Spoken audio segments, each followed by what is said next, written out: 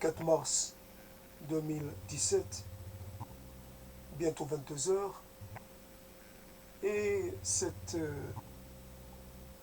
chose à laquelle j'avais pensé et que j'avais traité, mais que j'ai raté à cause d'un problème de manque de ressources pour le PC.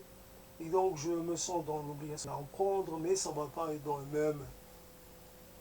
même enchaînement, ni dans le même état d'esprit. La petite maison au bout du chemin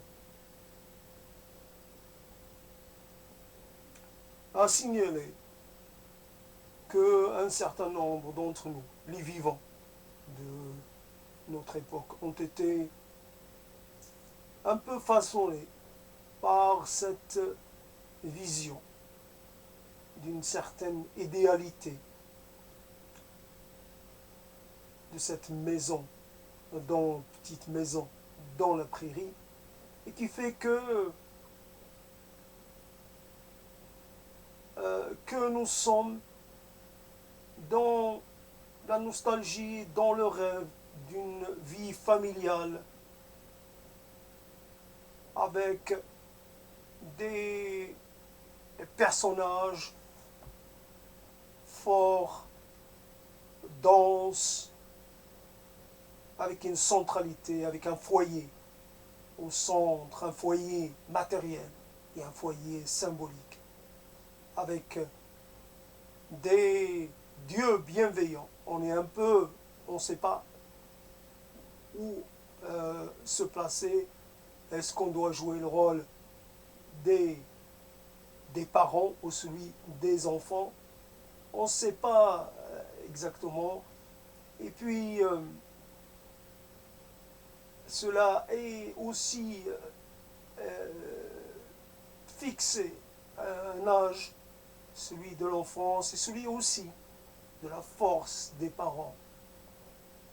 Choses qui finissent immanquablement par varier, les parents vieillissant et déclinant, et puis les enfants grandissant et perdant du coup cette touche, cette chose qui attachait à l'enfance, cet entrain, cette folie, cette énergie, cette impétuosité, pour rentrer dans l'âge adulte qui est celui du contrôle, de l'autocontrôle, de l'autodiscipline et de la mesure dans les actes, dans les émotions, dans les gestes, dans les pensées. Ainsi la petite maison dans la prairie. J'avais une photo d'une petite maison. Elle était située, je pense, sur une petite hauteur. Et puis, il y avait peut-être un arbre à côté, car j'associe un arbre à la maison. Ça, pour moi, il faut qu'il y ait un arbre. Même si, par certains côtés, ça peut être un danger en cas de tempête, ça peut amener les termites, etc., etc. Ce n'est pas toujours, la vision idéale ne correspond pas toujours à ce qu'il y a de mieux à faire. Et donc, la petite maison, elle est inconfortable, évidemment. Elle est difficile, sûrement difficile à isoler. Elle offre peu de commodité. Elle est petite, elle serait presque étouffante. Elle serait presque inhabitable. Hein. Elle conviendrait à personne. Et pourtant, dans le traitement précédent, j'y avais amené celle que je crois m'être choisie. À un moment donné, même quand on n'a personne, on continue toujours de parler d'une personne qu'on aurait choisie. pour être la campagne de toute une vie. Oui, c'est vrai, il y a le côté ancien, le côté vieux, vieille pierre, vieille demeure, et toujours petite. Je ne parle pas de château ni de.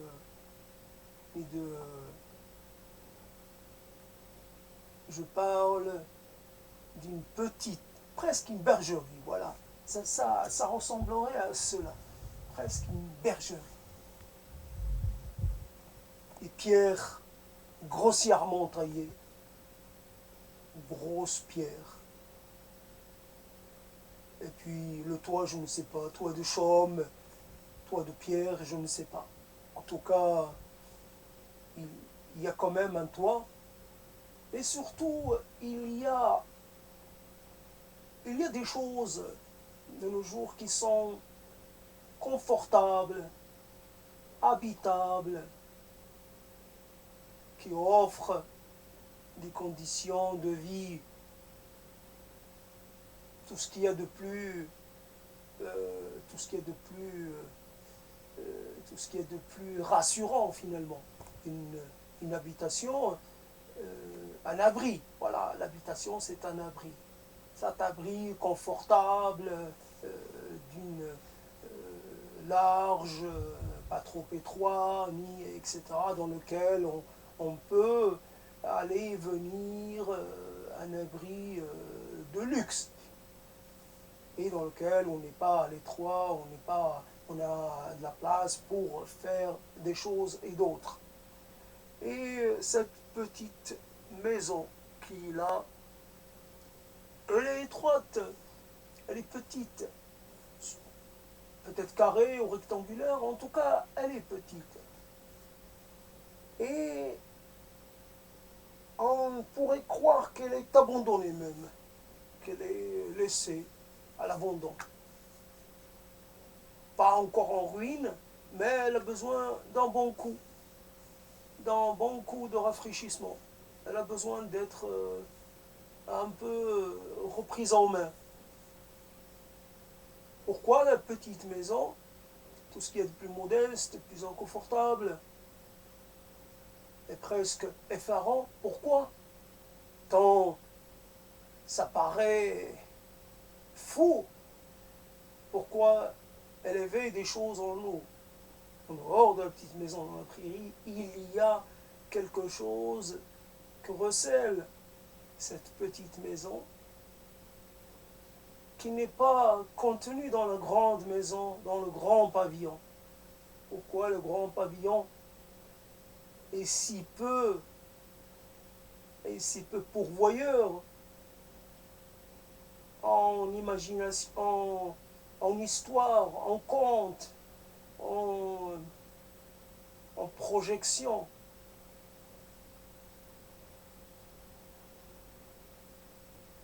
Un pavillon qui, quoi qu'on fasse, ressemblerait à un autre pavillon qui se trouve à côté ou quelques mètres plus loin. Toujours le même type de bâti, les mêmes matériaux, la même distribution intérieure.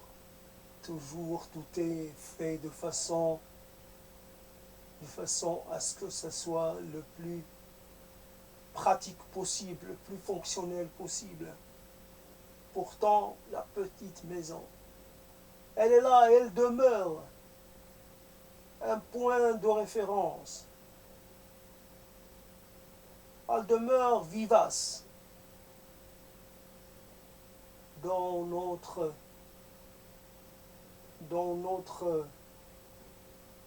imagination, dans notre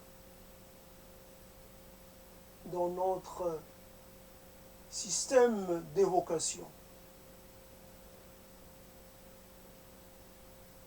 Si je parle des pierres chaudes, il faut aussi que je parle des pierres froides. Cette maison offre,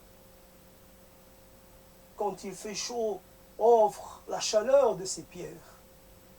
Quand je me m'adosse à ces pierres et que je ressente leur chaleur, je suis dans un état, dans un état de bien-être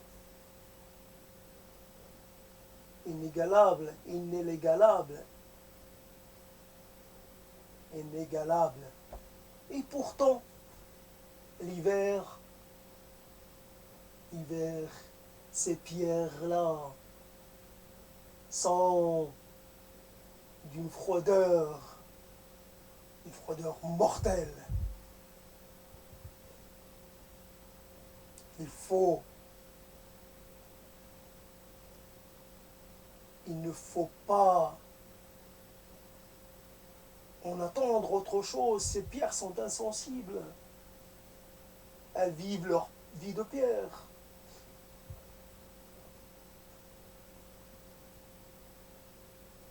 Oui, j'imagine. Je peux imaginer. Derrière chaque pierre, il y a peut-être une histoire. Bien sûr, ces pierres, d'où elles ont été extraites, qui les a travaillées. Je peux imaginer que ces pierres contiennent des scènes de la vie des précédents habitants de la petite maison, que chaque pierre, elle est remplie de paroles, elle est remplie d'émotions, elle est chargée de tout ce qu'elle a recueilli. Une pierre va raconter un événement et l'autre va en raconter un autre. Chaque pierre est dépositaire d'un événement. Chaque pierre est dépositaire d'un moment. Il y a des bons moments comme des moments difficiles.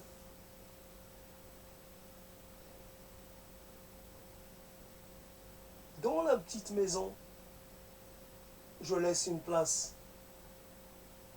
à une araignée ou à plusieurs araignées. Et je garderai un œil sur l'araignée.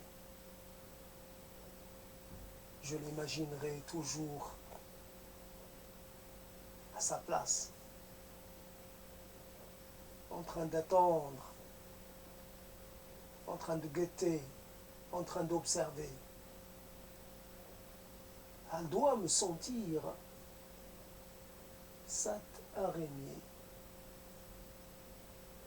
Dans cette petite maison, elle a toute sa place. Pas comme dans la grande, pas comme dans un pavillon.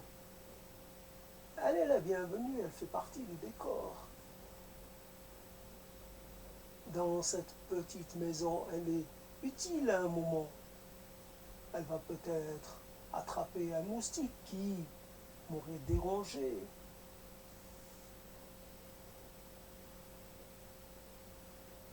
C'est une voisine. J'aurai une voisine. Je cohabiterai avec cette araignée.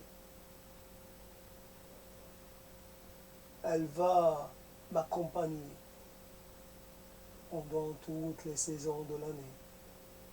Peut-être pendant même quelques années. Elle sera toujours chez elle. Et chaque fois que je la regarde, chaque fois que je la regarderai, je dirai,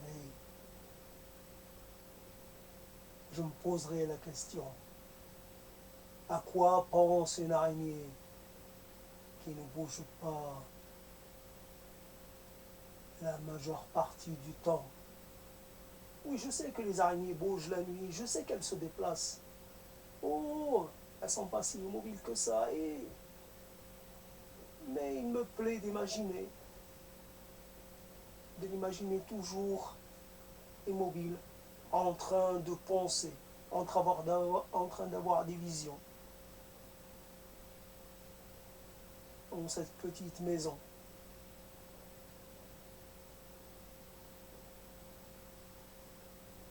Je verrai les murs, Bien sûr, il y a des murs, mais je verrai derrière les murs. Je sais que je ne suis pas limité à la petite maison. Je sais que je suis chez moi partout où je vais. La maison, elle s'étend partout.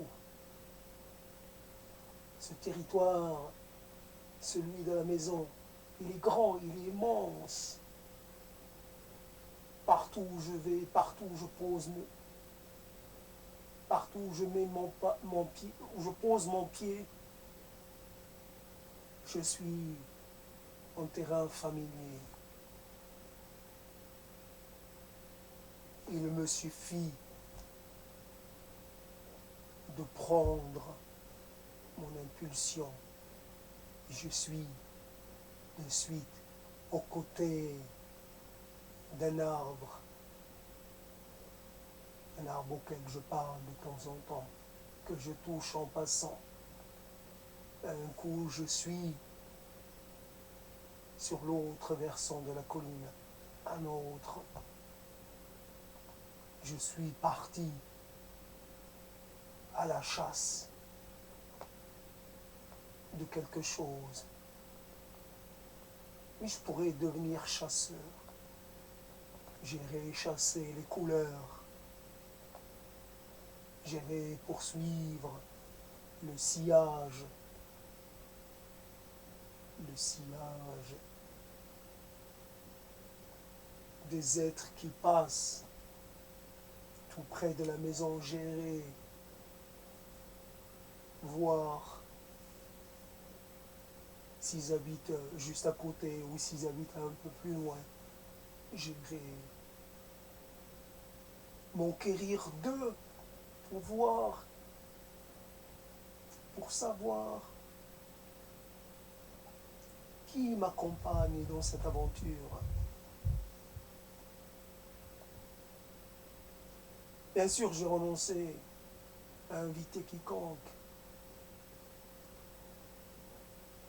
Inviter, c'est devoir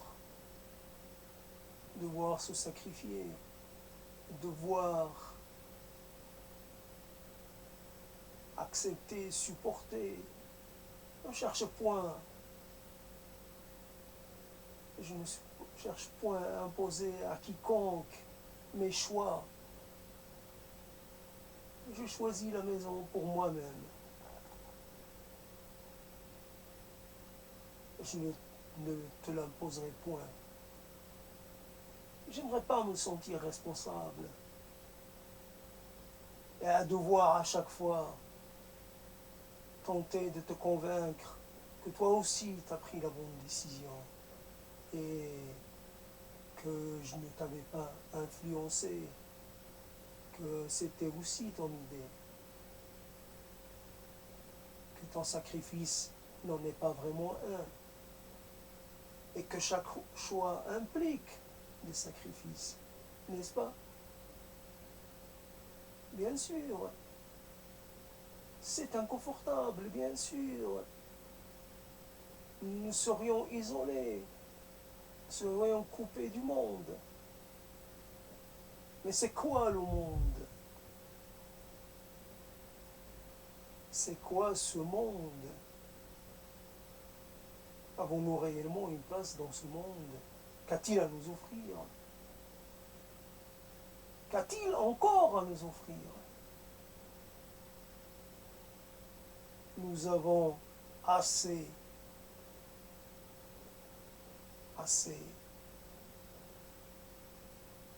partagé avec ce monde.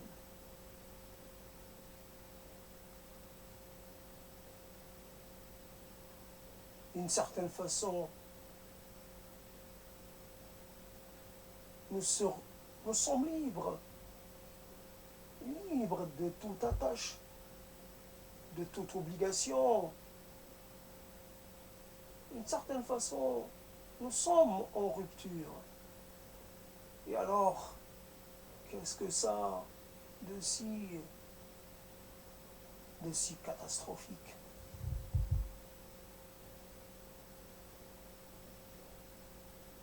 connaissant, nous n'avons pas le temps de recevoir la réponse du pourquoi, du comment, que déjà nous devons choisir ce que nous allons faire. Nous n'avons pas le temps de choisir, que déjà c'est trop tard. Si nous faisons un choix, nous devons l'assumer jusqu'au bout.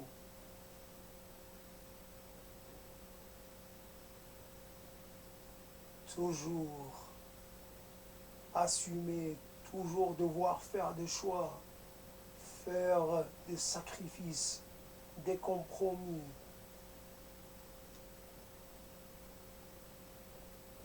La petite maison. Oui, elle offre des choses. Cet âtre plein de suie, plein, cette suie qui s'est collée. Elle raconte des choses. Ce sont les vestiges d'une vie, de moments joyeux, de moments moins joyeux. Quelquefois, sûrement, les anciens résidents n'ont pas eu de quoi allumer leur feu. Et quelquefois, ils avaient de quoi. Et ils ont dû être heureux de pouvoir se réchauffer et se nourrir à satiété. Cet âtre, il offre la possibilité d'explorer,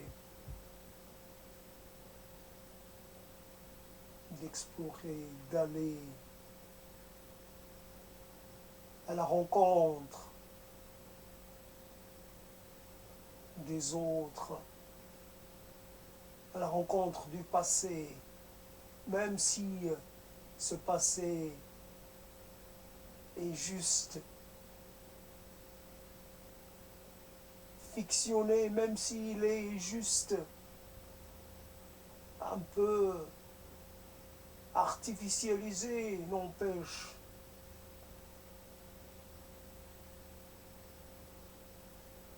Ce n'est pas la vérité qui compte, c'est comment nous la percevons. Peu importe que la chose soit pas jolie, peu importe que la fumée est cancérigène, peu importe, ou cancérogène, comme on veut, peu importe, car c'est cette fumée qui fait tousser.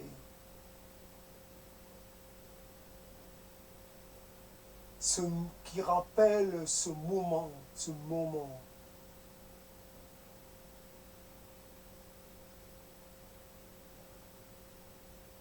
où on était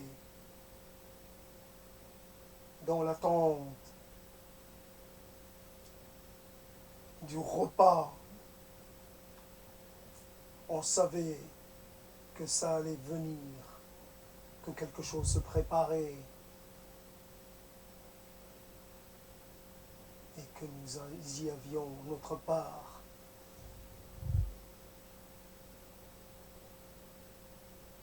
Le sol de cette maison est de terre battue.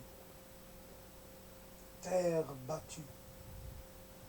J'imagine qu'il suffit que je remue un peu cette terre pour découvrir un vestige,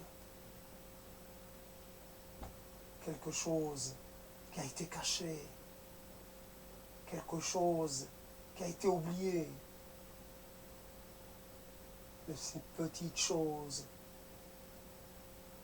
souvent sans valeur monétaire, mais parce qu'elles ont quelque chose à raconter,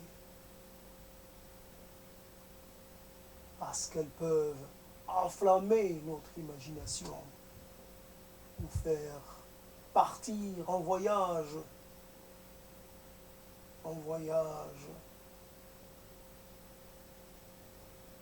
vers le passé.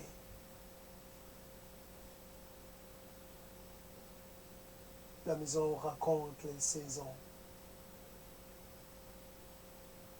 raconte toutes les saisons. Et l'arbre, il raconte aussi. Il est marqué. Cet arbre a connu, a accompagné toutes les générations qui ont habité la petite maison. Il porte la marque. Il a beaucoup donné de son ombre, l'ombre de son feuillage. Il a servi comme repère. Il a servi comme présence rassurante, comme un géant qui veillerait sur la maison. Cet arbre, il est habité par des êtres de toutes dimensions. Cet arbre à l'écorce rugueuse a dû soulager maintes et maintes êtres qui s'est frotté contre lui. Le plaisir d'un ruminant qui se frotte contre une surface rugueuse pour se soulager de cette démangeaison. Vous ne pouvez pas imaginer pareille chose.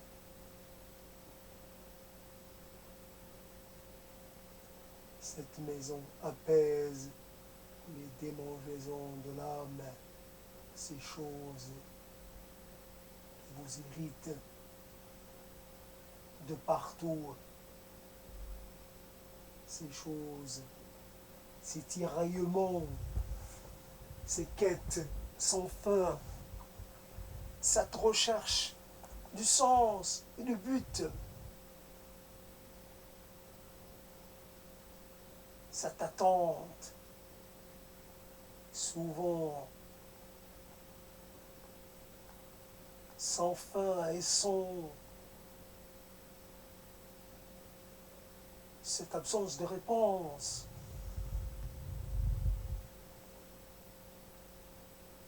Cette maison, elle dit qu'elle était là depuis un moment, qu'elle sera là encore pour un moment, pendant un moment, que personne ne viendra l'abattre parce que il n'y a rien d'autre à installer à sa place. C'est pas comme ces petits pavillons qu'on détruit comme ça parce qu'il y a un réaménagement, parce qu'il y a autre chose à mettre à la place. Non, la petite maison va rester. Et tant qu'elle tient, elle sera là. Tant qu'elle gardera son ancrage, tant qu'elle gardera sa foi en elle-même, elle sera là, elle résistera, elle tiendra.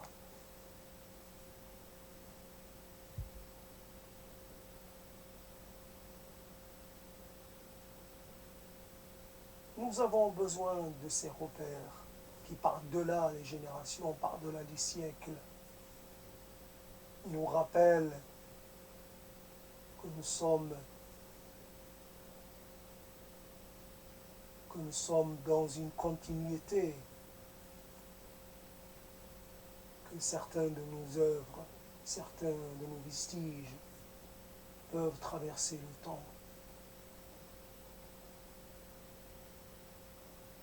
que nous pouvons léguer à d'autres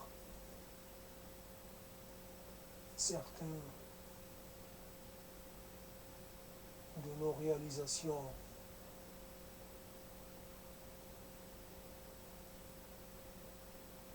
La petite maison, il faut faire des efforts pour y arriver.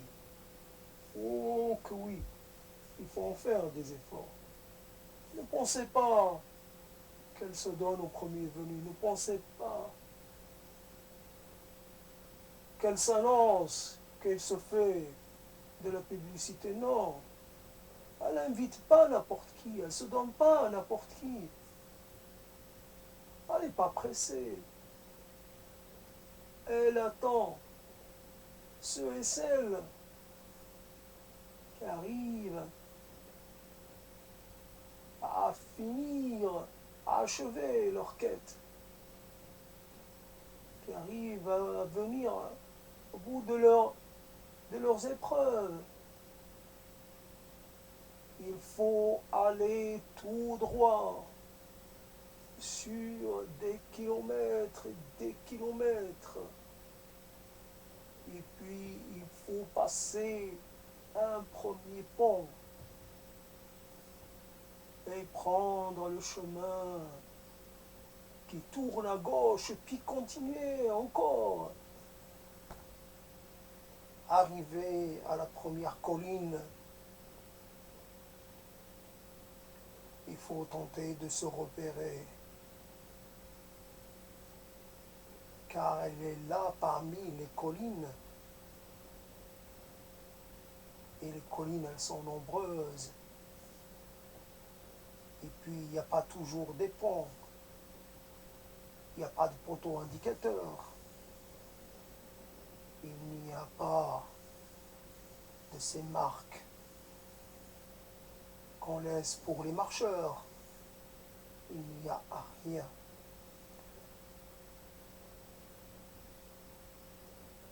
Vous n'allez pas voir,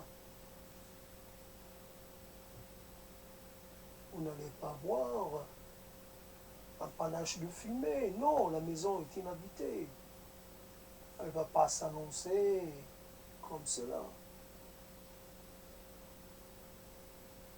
Il faudra que vous y alliez pas après pas, tout doucement, en prenant contact avec le paysage, en lisant le paysage, en devinant la piste, en lisant les traces et les indices, car il y a des indices et ils ne se révèlent pas, elles ne se révèlent pas à tout le monde. Il y a des indices et des indices. Et une fois arrivé,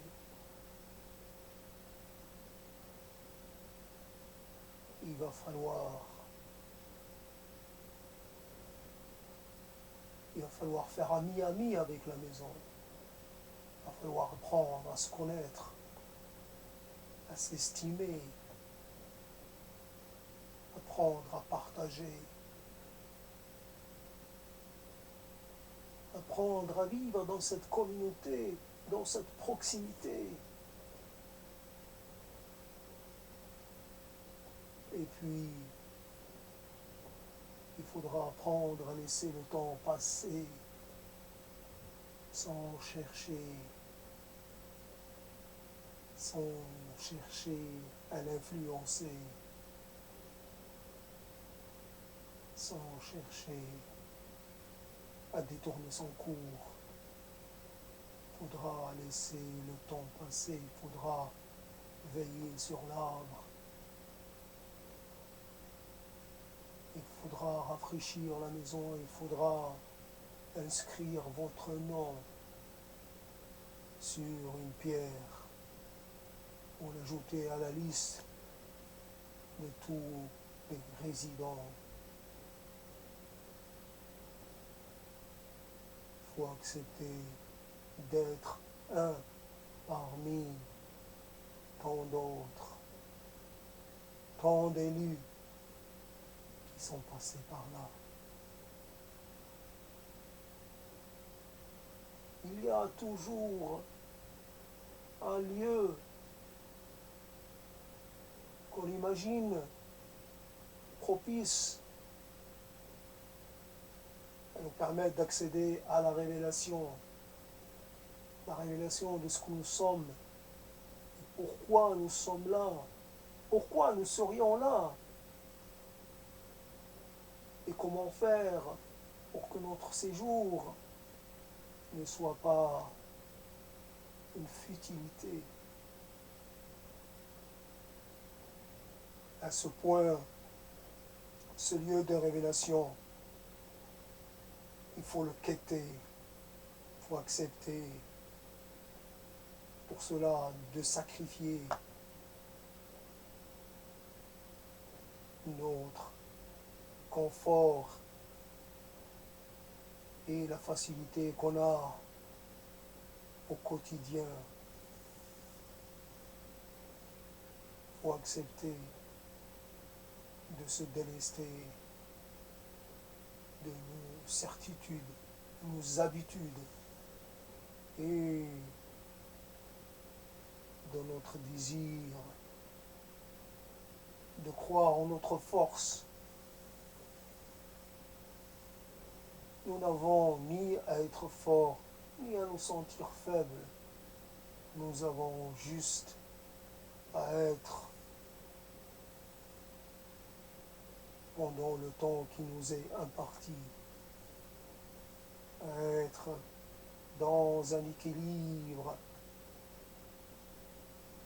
dans un mouvement de don et de contre-don, donner pour recevoir et recevoir pour donner. Et ainsi, le cycle se poursuit d'être en être, d'histoire en histoire, d'entité en entité, de maison en maison.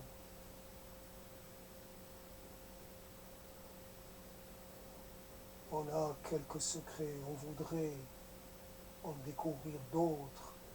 Il y a des petites maisons qui sont prêtes à nous aider à cultiver ce goût du secret, ce goût que nous avons à vouloir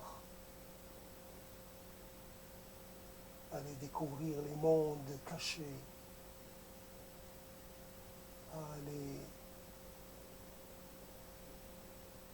à aller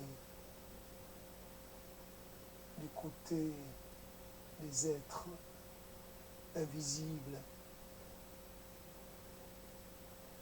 les mondes cachés et pourtant existants, qui nourrissent notre imagination, qui nourrissent notre désir de découvrir. Nous avons besoin de ces petites choses qui nous révèlent des secrets, soi-disant des secrets qui nous révèlent des choses modestes, qui nous révèlent des choses énormes. Nous avons besoin de modestes trésors pour nourrir notre imagination, renforcer notre pouvoir d'évocation.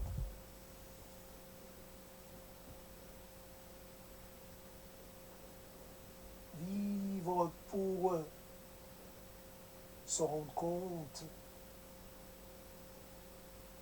qu'il y a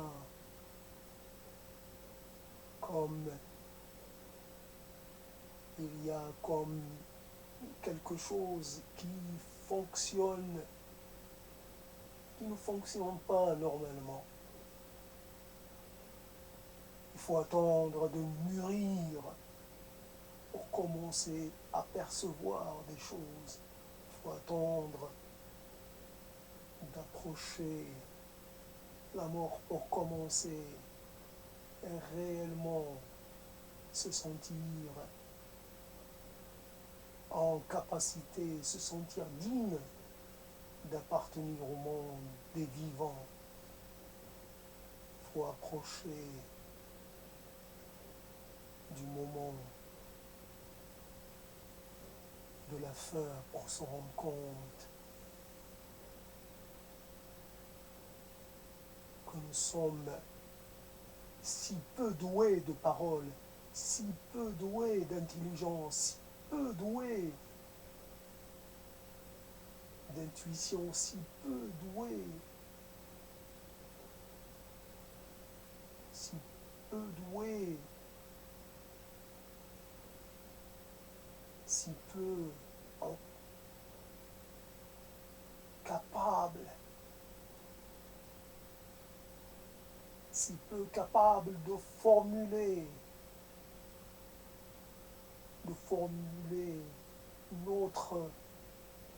l'objet de notre quête.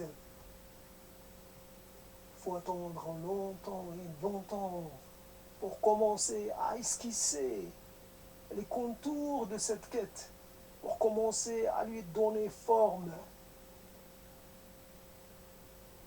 Il est déjà trop tard pour finir, pour achever cette construction, cette édification. Le rêve ne nous nourrit plus de sa substance,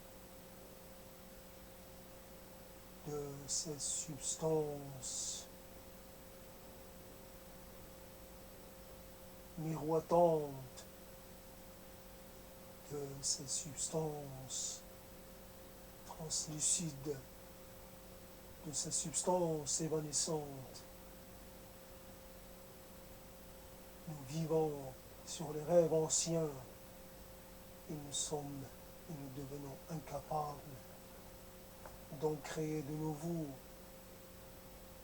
Nous vivons sur les sentiments anciens. Nous vivons de vestiges et de restes d'impressions.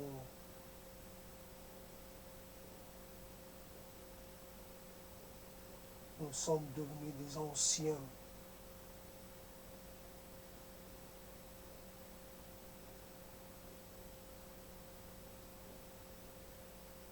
La petite maison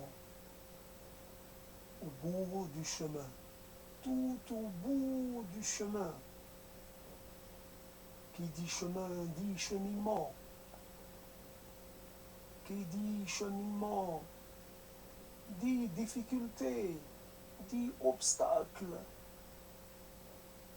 dit longueur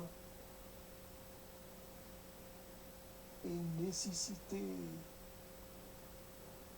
de supporter, marcher encore et encore pour atteindre non pas une quelconque destination appartenant à ce monde, mais quelque chose qui se trouverait ailleurs. Nous aimons toujours penser, imaginer un ailleurs qui ne serait pas de notre monde. Un ailleurs plein d'enchantements, plein de visions réjouissantes, plein de visions apaisantes, plein de visions vivifiantes, un lieu de régénération continue, un lieu sans peine et sans appréhension.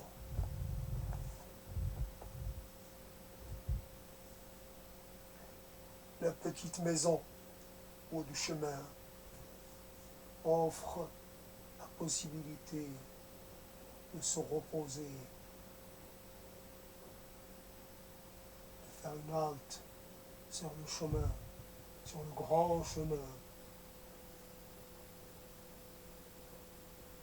Bienvenue à toi. Bienvenue à toi, marcheur. Bienvenue à toi,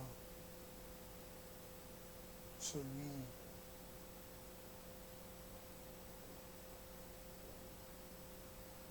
qui est parti depuis si longtemps et qui a besoin d'un peu de réconfort. Viens ici, tu pourras te reposer. Ici, tu pourras prendre soin de toi. La maison va prendre soin de toi. La maison va te consoler. La maison va t'apaiser. La petite maison n'en est pas une petite. Elle est grande. Elle contient le monde. Elle contient ce monde et les autres. Elle contient tous les possibles et tous les impossibles. Elle contient tous les univers existants et à venir. Elle contient en elle toutes les dimensions du rêve et du non-rêve, les dimensions